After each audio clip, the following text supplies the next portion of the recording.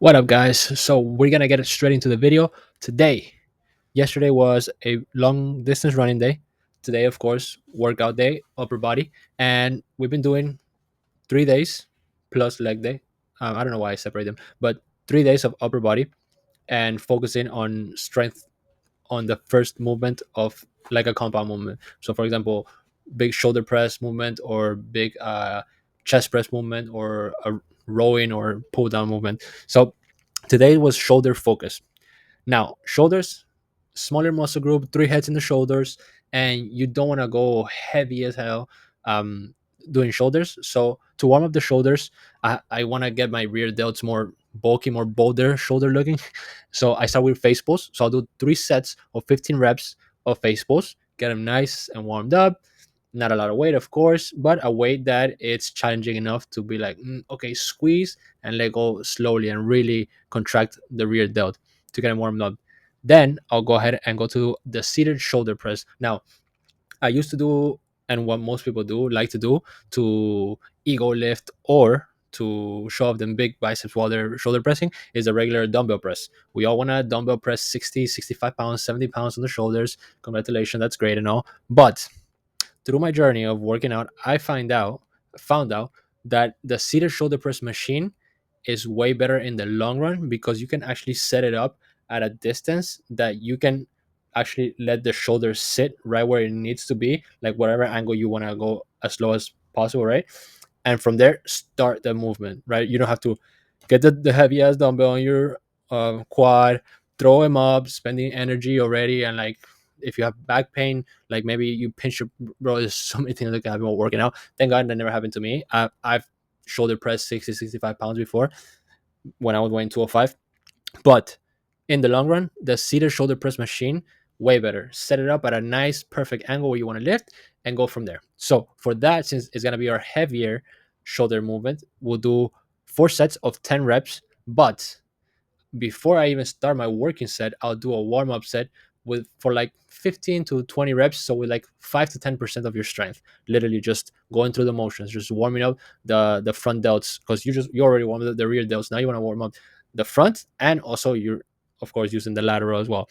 Now, after you do the 4 sets of 10 reps, you jump into a dumbbell lateral raise. Now, my gym doesn't have a lateral raise machine, but either way, I prefer doing dumbbells because if I would do a lateral machine, it's already set up at the same angle. And remember, I mentioned this before. My body's kind of like this. This is an exaggeration, but at the same time, it's not. It's just literally how my body is. So I have to when I grab the dumbbells, when I do lateral raise, my left arm has to go a little bit more up than my right, so they can end up in the same angle. It's weird and it sucks because I can do barbell work, but if I grab the barbell and I do a military press, right?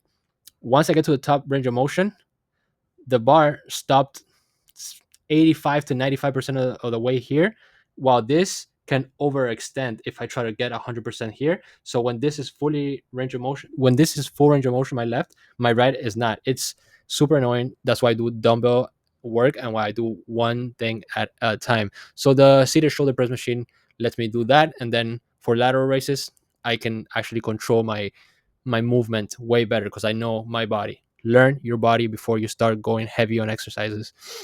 I'll do 3 sets of 15 for the dumbbell lateral raise and a drop set. So you can get those nice reps in. Since you're not doing heavy weight on the laterals, you can spam them and do a nice amount of repetition. Plus, high repetition for the shoulders is literally the way to go for everything because the shoulders you're using for everything and you really want to maximize the amount of muscle you can and endurance you can put into the shoulder when you're working out. So in life overall, you can use them more effectively.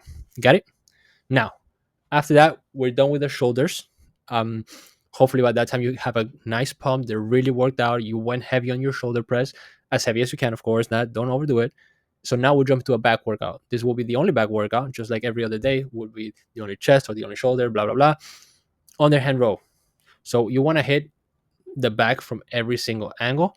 We haven't done an underhand movement yet this whole week. So the underhand row with the bar, exactly where you do where I do the single cable row, I'll do the same thing, but underhand with the row and grab it not standard but a little bit wider, so I can really squeeze and focus on like kind of opening up a little bit of the lats a little bit more to the sides and feel them like, oh, I'm getting a little bit wider. So just kind of work different angles of your back and learn your body and see what works your that muscle better for you. So after that, we'll jump into our chest exercise. For the chest exercise, I'll do a seated chest press. No dumbbell press, no fly movement. Seated chest press. Why? Because I lack upper chest, like a lot of people, maybe just because of my rotator shoulders in. That's why I gotta work on my posture. Blah blah blah. Right? Okay. So with when I sit on the seated press machine, I actually can go from the side, angle it perfectly to the upper chest a little bit, and squeeze up. Even though the my front delt kind of overtakes a little bit because I still have to work on it, I can actually position myself better in contracting that part. And then I'll do 4 sets of 12, and however I'm feeling, I'll throw in a set with both hands at the same time in the same machine, of course. So 4 sets of 12 for the underhand row and 4 sets of 12 for the seated chest press. Now you can, instead of doing seated chest press, you could do a regular standard dumbbell chest press if you like to, or a push-up, like a weighted push-up if you want to. You can play around with it, of course, but this is my routine. After that, I'll jump into a bicep workout exercise, and it'll be hammer curls. So hammer curls, I'll do 3 sets of 15, some high repetition hammers in there, and then from there I'll jump into a tricep extension rope. We haven't done rope. Again, hit as many angles and as many different exercises as you can for that muscle group, so you start learning and figuring out what exercises activate which muscles, what part of that muscle. Remember, tricep has 3 heads, the bicep has 2 heads, the shoulder has 3 heads, the back has a gazillion parts. Your chest, you got the lower chest, the upper chest, but it's all chest. You just want to hit it from different angles and learn your body. So then, whenever you have to improvise in an exercise, you know what angle you want to hit it from, so you know what machine to look for, or if you need a bench, or if you need to do dumbbells, you get it. So always play around with your workout routines. Always try to learn something new. Like sit down, watch YouTube, like this video right here, and start learning different exercises to do. So that's about it. Recap: face pulls to warm up the rear delts, 3 sets of 15. Seated shoulder press, 4 sets of 10. Dumbbell lateral raise, 3 sets of 15. Underhand row, 4 sets of 12. Seated chest press, 4 sets of 12. Hammer curls, 3 sets of 15. Rope tricep extension, 3 sets of 15 with a drop set on the tricep extensions and a drop set on the lateral raise.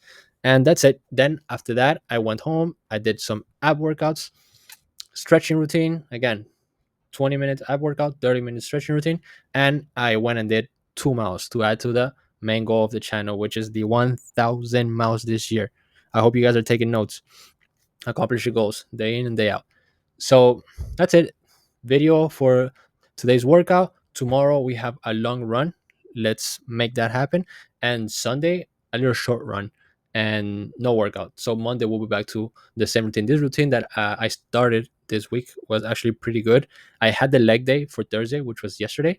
But if I would have done the leg day yesterday, Thursday, today and tomorrow, I would have been way more sore. So I'm glad I did the leg day on Tuesday instead of Thursday. So I was Wednesday sore, and Thursday I was kind of sore, but I still had to run. So I made that happen.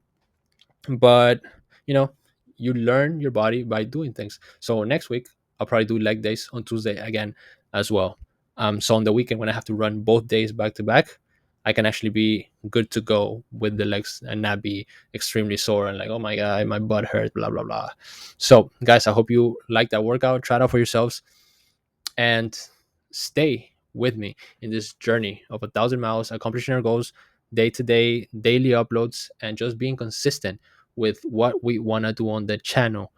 Remember, get off the couch, do something, go back to my first videos and like the first days and learn that you should get a notepad, start tracking down things that you need to do the next day, write them down before you go to sleep. As soon as you wake up, read what you have to do that day and just get straight to it. Don't sit there scrolling through all your social medias doing nothing, because you're scrolling through social media, you're not learning anything, it's not even entertaining, and you're just wasting time and you're letting time go by.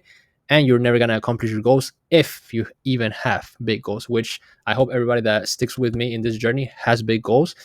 And hopefully we create like an army of people that truly want to better themselves and teach others how to better themselves day by day, which is essentially just working hard and putting in the work that you need to put in to be able to accomplish things in life, because that's the only way. Nobody's going to come and save you, and that is a fact. So like and subscribe.